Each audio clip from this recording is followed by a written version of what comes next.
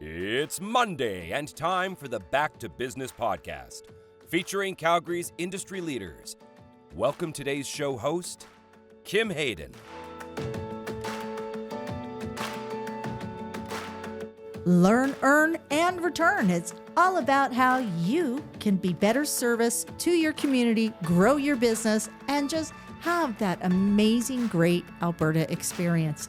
In studio today, Mike Shaikh, recipient of the Order of Canada, and so much more. This is a great conversation. Stick around. But first, our land acknowledgement. In the spirit of reconciliation, we acknowledge that we live, work, and play on the traditional territories of the Blackfoot Confederacy, Siksika, Ga'aina, Piikani, the Tsutena, the Eahe Nakota Nations, the Métis Nation Region 3, and all people who make their homes in the Treaty 7 region of southern Alberta.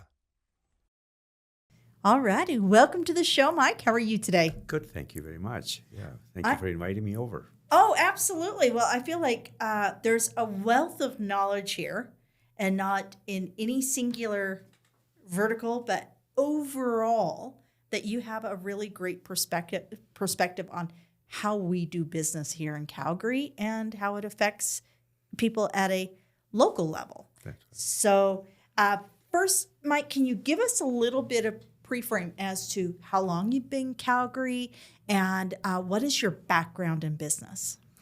So I was born in Pakistan, and I was about 20-some years old when I came to Canada. I was in business with my dad in Pakistan, so therefore I had quite a bit of business background. And I came to Canada to do my chartered accountancy. I'm a chartered accountant by profession. And the moment I got that education, sky was the limit because I had opportunities coming at me, and I had to just simply acknowledge them, take them, and, endure them, right? So Calgary has been the amazing city to be in because it's such an entrepreneurial city. So when I came in the early 70s, it was a place to be. It was humming, right? And so I finished my education first, right? Because that was my primary goal, was to get the education first. So that is my advice to when I mentor people. I say, finish what you want to do. Whether you do continue doing that or not doesn't matter, but complete it, right? So anyway, I completed that, even though finances were really, really tough right at that time, right? But we did that. We endured it, my wife and I. And now we are at a place where we can give back to the community where we live, and we admire our communities. And this is, we're talking giving back, being of service. You have recently, or give us how did you align yourself to receive the Order of Canada, which is the highest order? And folks, I did not know this before Mike came in. So Mike he's a wealth of knowledge. He's sharing with me. I've heard of the Queen's Awards. I've heard of the Alberta Centennial Award. But here in Canada, the Order of Canada is the highest order given to a civilian. Yes, correct. And what was it that had you stand out for to be a recipient of that award? So I'll take you back a little bit. My father taught me 3 words, which I have lived very well and have served me quite well: learn, earn, and return. So when we talk about learning, of course you need to go to school and learn things, but my father taught me to learn from other people's mistakes, your mistakes, learn from successful people, right? So when I was, before computers were even invented, I would go to the libraries and read about the biography of successful people. That's how it helped me to learn. That's what he meant by learning. Of course, he wanted me to go to school and complete my education, but learning was a different concept. Then earn, when he talked about earning, it's not just earning money to feed your family, bring bread and butter on the table, but it was really talked about earning people's respect, earning people's respect in such a way that they believe in you instead of you trying to sell yourself, right? So that was very important lesson, very early stages of my life I learned. And return is just giving back to the community. This is where you taken it, you give it back, right? And I firmly believe, my wife and I are very involved in giving back to the community. And I firmly believe that what you give, you get multi-time back. So, Yeah. and it's not just financial thing, it's the satisfaction. It's the difference in people's lives, making somebody's life better by whatever the margin that might be, but as long as you're doing something good for them. And I think in today's world, we need more people opting in Yeah, to our communities that's right. versus opting out. That's right, yeah. The disassociation that I do believe is somewhat encouraged by social media and all these other things. That's correct, yeah. It can really, and I think when you get disassociated from your community, you stop learning. Yeah. Stop learning. You're in a position now that you are able to actually speak to and mentor, and you have taken on the challenge of really speaking to people about DEI, so diversity and equity and inclusion. And what does that mean in today's world, especially post-pandemic? We've changed a lot. So when I talk diversity, I'm not talking diversity, just the ethnic diversity, but I'm talking gender diversity, very importantly, okay? So very early on, I started promoting that, right? And my goal was, when I sat at corporate boards, to make sure that diversity was at not only at corporate board level, but at the C-suite as well as the staffing, whatever we had. So I firmly believe in diversity, i.e. gender or ethnic diversity, right? Because God has given us the same brains, right? So it couldn't be just men doing the job, right? So that's one thing I brought it in. And equity means treating people equitably, right? Making sure there is no pay gaps, as we have always noticed in our lives, that there has been a pay gap between whether it is gender pay gap or ethnic pay gap, right? And of course, inclusion is the most part of that. So I usually, this is somebody's words I'm gonna paraphrase and quote that, is that you could invite someone to the prom, right? But ask them to dance is the inclusion. Ah, that makes sense. Yeah. That makes sense. That's right. Right? Yeah. I can see that. Equity versus equality. That's right. Okay, so give us a little bit, because a lot of people talk about, well, we want everybody to be equal, but equal is not necessarily what we're looking for. Yeah. Having an equity within that space. Yeah. So what is the difference? So that's very important, right? So if you say equality, then you're looking at saying, oh, well, we got to make sure 50% female, 50% male, right? That's not what we're looking at. We're making sure a fair representation with the skill sets we need to run a corporate businesses, right? So that's what I meant by equity, right? Yes. So we mean all the boards I sit on, made sure that we were not just male-dominated boards, right? This one board I sit on, actually there are 7 board members, 4 are women. Not bad, right? Not bad at all. At all. And they come with amazing amount of experience, knowledge base, right? which I sometimes sit back and say, my gosh, I'm glad they're there. Yeah. Instead of me, right? So that's They're in here just exactly getting things moving Okay, along. and adding to the Yeah. team, adding to the ideas, adding to the progress of the company. Now, you're also the elected senator for Yes. Alberta, correct? Yeah, so I was elected as a senator. Alberta is the only province where we elect senators for Canada, and we tell the prime minister at that time, here are the elected senators, and when there is a vacancy, prime minister will appoint them. Watch out, remember that. Even though you are elected, To represent the people. you are still not in the Senate until the prime minister appoints you, Points you. right? So I waited, and I did not get appointed, even though I am elected by the people of Alberta saying I should be the senator because of some political reasons. There were different political parties struggling to do that, right?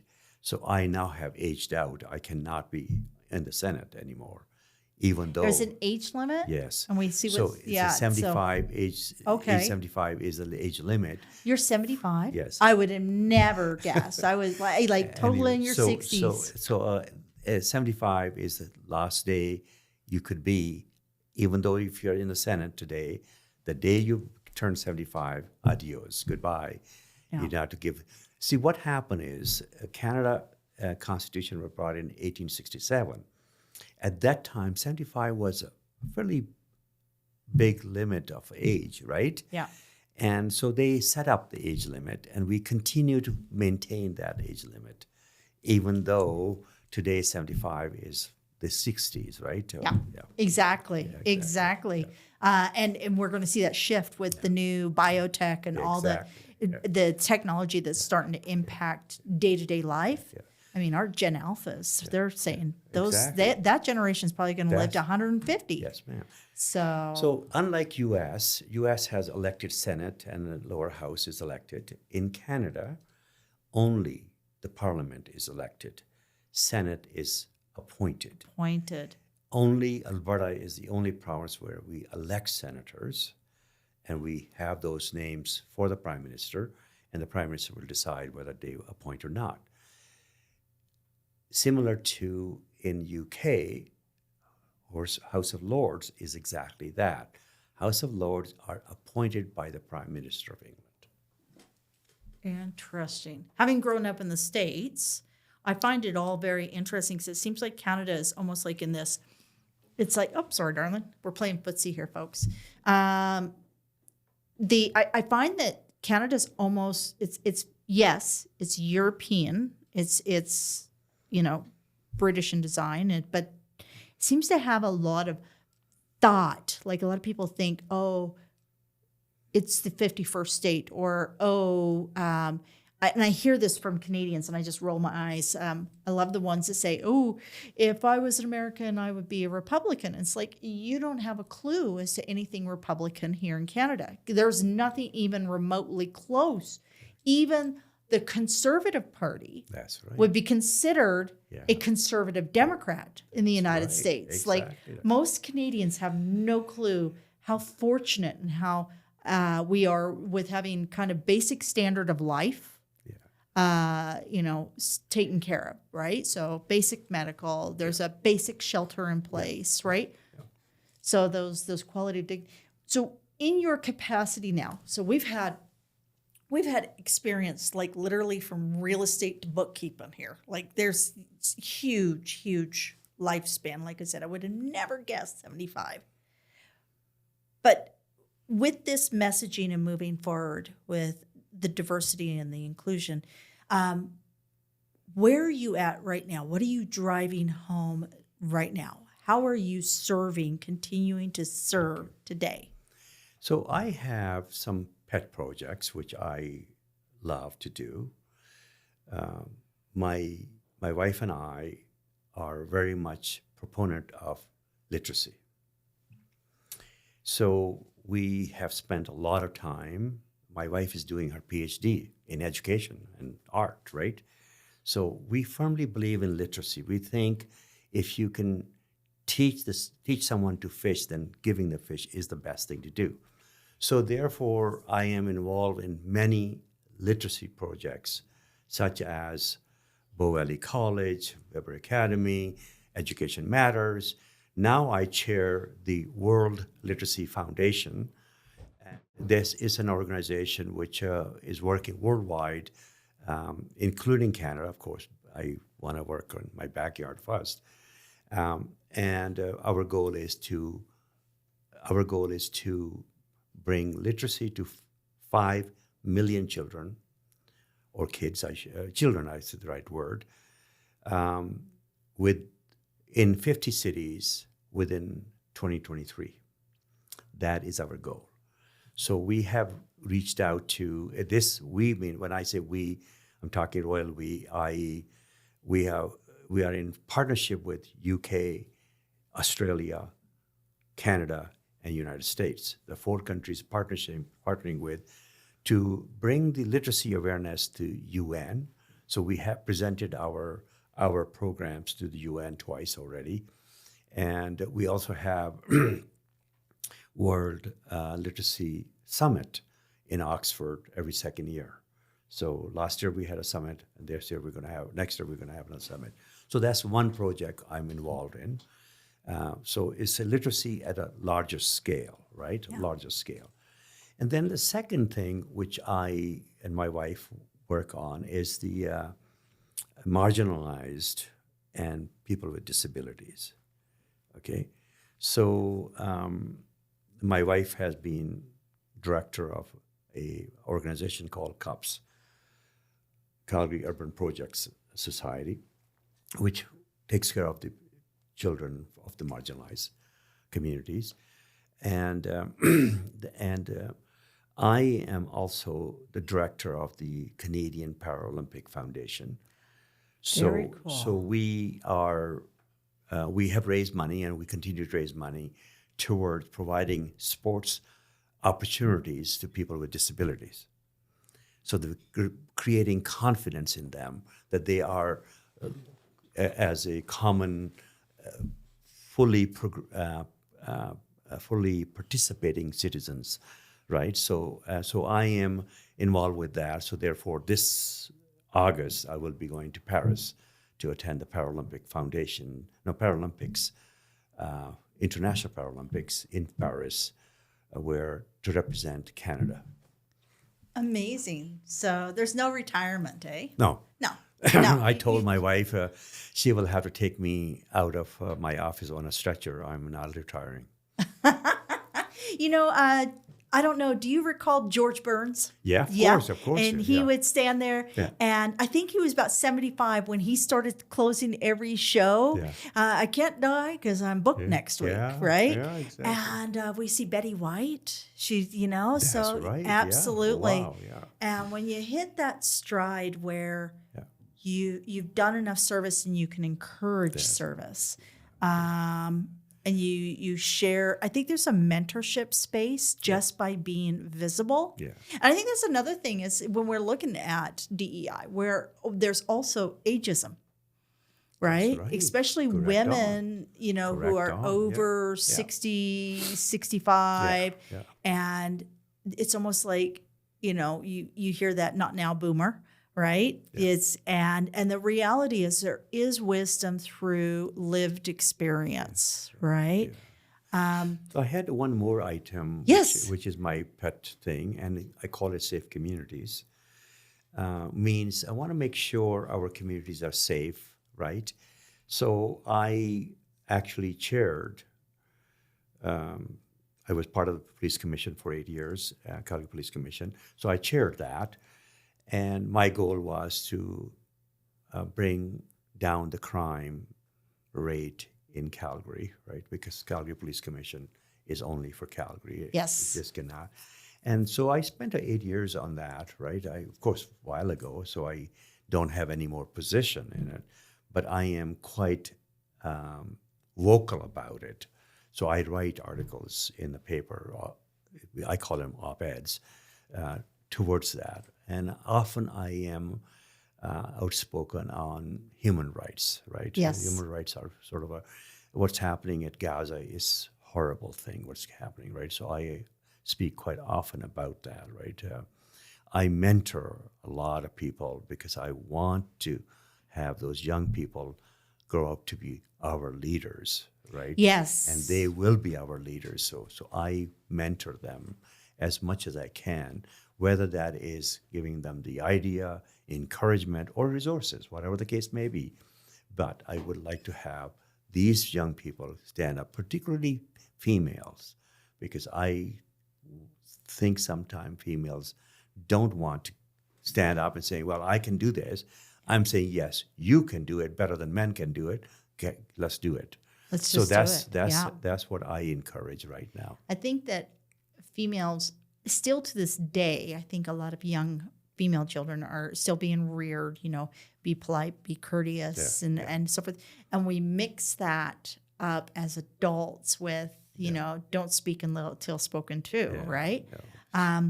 I love the fact that you brought up safe communities and such. One of the things that I saw come out of the pandemic, and I think it came out of the pandemic, that I thought was really cool, was Neighbor Day here in Calgary, and getting people out of their front doors and getting them to connect with the people within their community. Yeah. What are some things that we can do to serve our communities that will encourage a safer community? So the involvement in the community is very important, okay? So I often in my speeches talk about, you live in a neighborhood. Do you know your neighbors? If you don't, invite them over. Come on over for coffee or tea, right? And have them get to know you and you get to know them. That's a very important way of disseminating into the community, right? That's number one. Number two is I firmly believe in direction to the police, right? Police often is focused on, and I'm really using the word often strongly, because they're often focused on enforcement of law. And I think enforcement of law is necessary. But when I was a chair, I said, let's go to the root cause of the crime. What is reason for the crime and what can we do to reduce the crime? And so we came up with the idea, and it's a plan, 3 fours. It's the early intervention, early intervention and education. Yes. No, I'm sorry, I screwed it up. Education. No, early intervention, prevention, and education. But I love how there is one constant theme in That's right. everything you have spoken Thank about you. from being a young child That's right. all the way to today. Thank you. And it's education. Thank And you. Going back to that Exactly. Learn, earn, and return. Thank you, right on. I love it. So this prevention, early intervention, and education became my theme. In fact, anywhere else I go into, other fields, it doesn't have to be crime or safe community, but other areas, right? So we use that as a guidance to combat with whatever we're trying to achieve, i.e., whether it's literacy, poverty, or healthcare. Yeah. Right? This is it. Yeah, food, shelter, medication, education, That's right. and information. That's These right. are the That's 5 key pieces to having a healthy society. Theory of Maslow law. Okay. That's exact. So it's the shelter, safety, food, shelter, safety, and security. Yes. 110% agree. Exactly. And I think we need to reset those time limits, because I don't think if they can, the United States can elect 80-year-olds to run the country, I'm sure we could adjust our senator time frames, because you have a lot to offer. Any advice that you would give our young professionals? So we have Calgary Petroleum Club has really worked over the last year to create an inclusive space for our young professionals, that they can get leadership and mentorship here through different programs and stuff. As somebody who has been in multiple fields and has been recognized at the highest level, what is some advice that you want to share to our young professionals here in Calgary? Yeah, that's a pretty big question. I do ask big questions. I've been told that. However, you know what? Often we talk about love what you do, right? Follow your dream. And some of the success story is not that, right? What I suggest when I mentor, stick with your plan. Stick to your plan. Don't drop it midway, okay? Yeah. Once you completed that, then sky is the limit. You can do the same thing and carry on or do other things. So the best advice I could do is finish what you started out to be. Stay focused on that. That's one thing. Number two, always look up to some people. So often people have friends who they look down to. I encourage my children to have friends who you look up to, right? Having some mentors in your life would be very useful.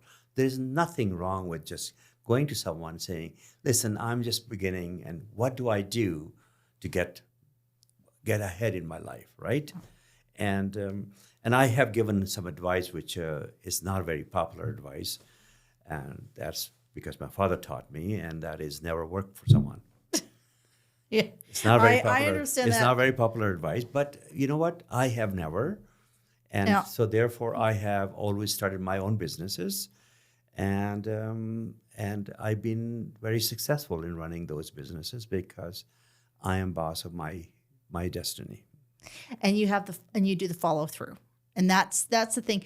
Napoleon Hill, Yes, 3 feet from that's gold. right. How Yeah. many people are quitting when there's just a half inch Thank to that you. gold? Thank you. Exactly. Yeah. Right. Yeah. Exactly. I think you and I could have Yeah. a lot of conversations That's right, on yeah, this. I yeah. totally agree. And quitting, folks, is not the same as pivoting. Yeah. Sometimes you have to adjust your message, adjust your thing. That's not quitting. That's That's right, pivoting yeah. and pushing. That's right. Exactly right. And push as hard as you can, right? My secret is the harder I worked, the luckier I got. Yeah. Right? I think you get more excited. Oh, yeah. I think you get more Yes. excited. Yeah. And luck is just that junction between momentum and action. Correct Right? on, yeah. Yeah. Exactly, yeah. So, Mike, this is amazing. And there's so much in here to unpack. Where can people find you, follow you? Is there a way that young professionals, if they wanted to buy you a coffee or anything that you're working on, how people can engage or support you? I can, people can reach me. I'm on social media. Are you everywhere. on LinkedIn? LinkedIn. LinkedIn is my favorite. LinkedIn, Instagram, Facebook, I'm all there, right?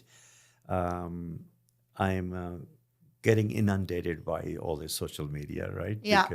So I don't like to spend a lot of time on it, right? I'm with you on that. But I'm there. So reach out to me, and I shall be able to give whatever I've got, right? So Absolutely. I think that you would make like at Bow Valley or any of these schools also, what a great place to come in and speak, or even at our young professionals group here. that's right. That's yeah, yeah. amazing.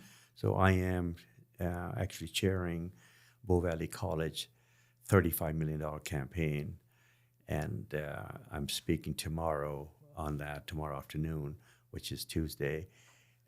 It's a campaign. We're raising money as an endowment fund for students who cannot afford to go to school. Amazing. Yeah. And we are already at $27 million. Oh, congratulations. That is awesome. Yeah, so we are just $7-8 million short of our goal. Amazing. So if you have any checks, So you're changing the future multiple if times. you can write a check, I will really appreciate Oh, okay. I'll get Glenda to do that. Thank you, Mike, so much for My taking pleasure. time. Thank This you for is inviting me. amazing. Thank you for inviting me. Appreciate that. All the best to you. Thank you for joining us today on the Back to Business podcast. Be sure to visit calpeteclub.com, CalPeteclub.com, to find out more about upcoming events, networking opportunities, and membership. If you are not already a valued member at the CPC, where we are proudly connecting and supporting Calgary's business leaders.